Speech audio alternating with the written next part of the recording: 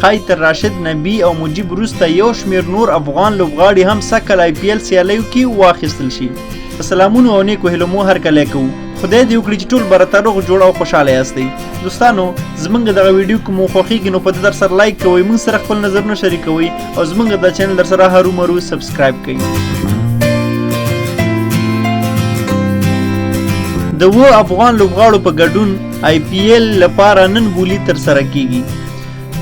د تجارتي لیګونو تر ټولو ستر کرکټ لیګ د هند تجارتي لیګ IPL د راروان پړاو لوبو لپاره د لوبغاړو بولي نن د دسمبر په 19 نیټه د افغانستان په وخت 2 بجې پیلیږي. دا ځلې دغه ستره بولي د هند په کلکته ښار کې ترسره کیږي چې په افغانستان کې به ملي ټلویزیون هم په ژوندۍ بڼه ښکاره کوي. د IPL ویبپاڼې د معلوماتو په وینا سږکال د IPL بولې ته 999 لوبغاړو نوملیکنه کړې وه، خو چون دا ممکنه نه ده چې ټول لوبغاړي د بولې ته وړاندې شي، نو د ټولو لوبډلو په خوښه باندې دوی 338 لوبغاړي بولې ته د وړاندې کولو لپاره غوره کړي دي.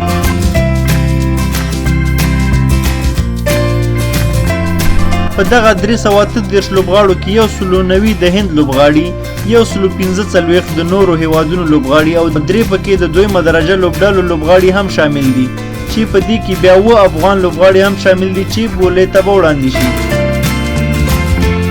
د IPL د قانون تر مخه هرې لوبډلې یو شمېر لوبغاړي له ځان سره د خپل پخواني پړاو نه ساتلي دي، نو هره لوبډله کې به لږ لوبغاړي اخلي.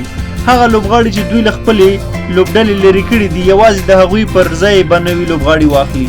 په دې لړ کې چې د سنرایز حیدرآباد لوبډلې سره محمد راشد او محمد نبی لوبیږي او د کینګز 11 پنجاب لوبډلې سره مجیب الرحمن لوبیږي، نو دوی خپلو لوبډلو له ځان سره ساتلي دي. نو دغه 3 وړه به بولې ته نه وړاندې کیږي، خو دا ځلې چې بولې ته کوم 7 افغان لوبغاړي غوره شوي دي په هغې کې ظاهر خان، محمد شهزاد، نوین الحق، قیس احمد، وقار سلام خیل او کریم جنت هغه لوبغاړي دي چې د بولې پیل به د 15 میلیونه هندي کلدارو نه کیږي، او نور احمد لکړوال بیا هغه لوبغاړی دی چې د بولې پیل به د 3 میلیونه هندي کلدارو نه کیږي.